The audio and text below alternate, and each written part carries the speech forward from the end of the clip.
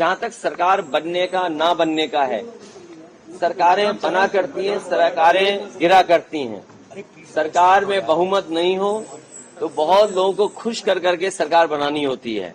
मुझे लगता है ये खुश करने की जो कदम चल रहे हैं, खुश करने के लिए जो फैसले हो रहे हैं, और सब गिनती का सवाल होता है। सरकारें जब खुश करके बनाई जाती हैं तो कोई और खुश कर देगा तो उधर चले जाते हैं लोग। हमें उम्मीद है कि जनता ने जो फैसला देश के सामने लिया है, संविधान, आरक्षण और लोकतंत्र मजबूत हो, हमें उम्मीद है कि आने वाले समय में ऐसी चीजें आप देखोगे कि लोग उनके लिए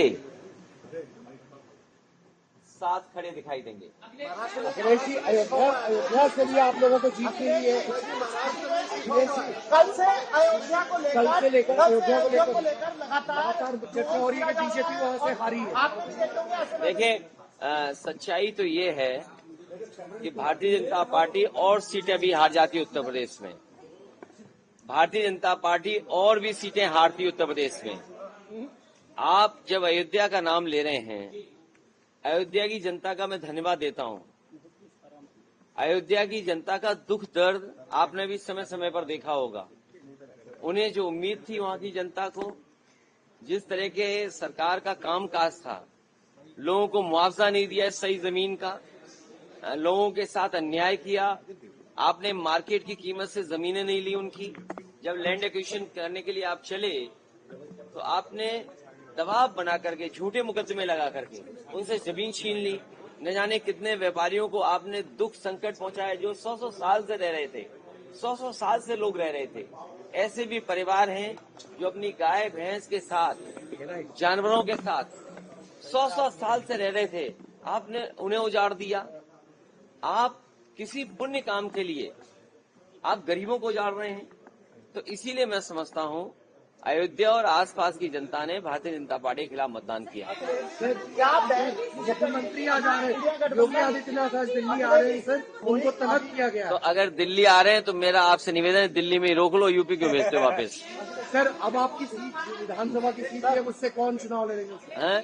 आपका मन हो तो बताओ, हम लड़ा दें आपको भी। सीधा सा सवाल है, क्या अभी कोई स्थिति आप देखते हैं इंडिया गठबंधन की सरकार? मैंने आपसे कहा कि खुश करने से सरकारें बन रही हैं, तो कोई खुश और भी कर सकता है। सर, कल खड़गे जी ने कहा वेट एंड वॉच। अभी उम्मीद बाकी है। खड़गे जी ने कहा वेट एंड वॉच। लोकतंत्र में और गिनती जब होती है तो आस और उम्मीद कभी खत्म नहीं होनी चाहिए। आस हमेशा बनी रहनी चाहिए, उम्मीद हमेशा रहनी चाहिए। कितने दिनों में उम्मीद है कि पार्लियामेंट की रणनीति क्या डिस्कस हुई कल से? अभी बता दें आपको। बिल्कुल सर, आप दिल्ली में हैं। अभी उत्तर प्रदेश में हर हिस्सेदारी भारतीय जनता पार्टी में से किसी ने नहीं लिया है।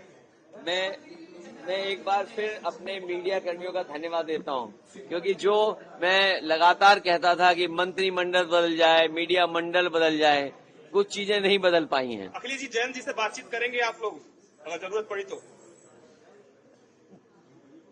नौकरी का सवाल पे क्या जयंत जी से बातचीत मैं समझता हूं अग्निवीर व्यवस्था तुरंत खत्म होनी चाहिए। जयंत जी से बातचीत करेंगे। सरकार को स्वीकार करना चाहिए कि उनकी गलती है कि उन्हें अग्निवीर जैसी व्यवस्था नहीं लानी चाहिए। अखिलेश जी, और न केवल अग्निवीर व्यवस्था खत्म होनी चाहिए, बल्कि बहुत से नौजवान जिनको रोजगार नहीं मिल पाया, फौज में जाना चाहते थे, उन्हें उम्र की छूट भी देनी चाहिए। अखिलेश जी इतनी सीटों की उम्मीद थी और भी ज्यादा। एनडीए सरकार बनाने में लगी है और शपथ 8 तारीख को होने जा रही है।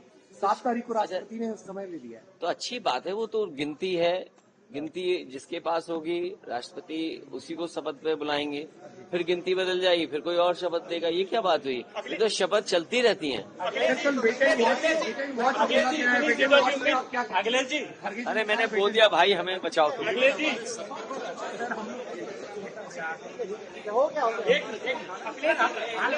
सर, वेट एंड वॉच पे क्या जयंत चौधरी से बातचीत करेंगे आप लोग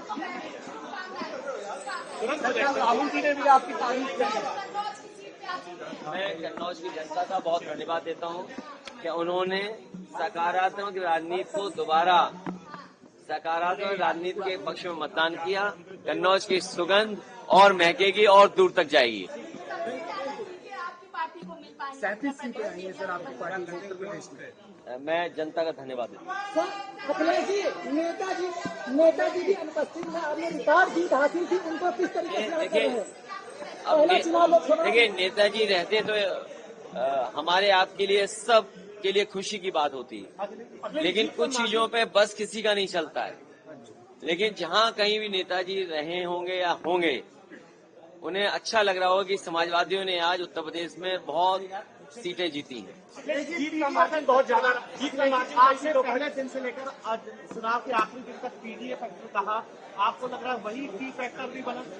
देखिए पीडीए की लड़ाई बड़ी है और पीडीए के लिए लोगों को जागरूक करना, पीडीए आंदोलन के लिए लोगों को जोड़ना, पीडीए के तमाम सवाल हैं उनका जवाब सरकार से मांगना।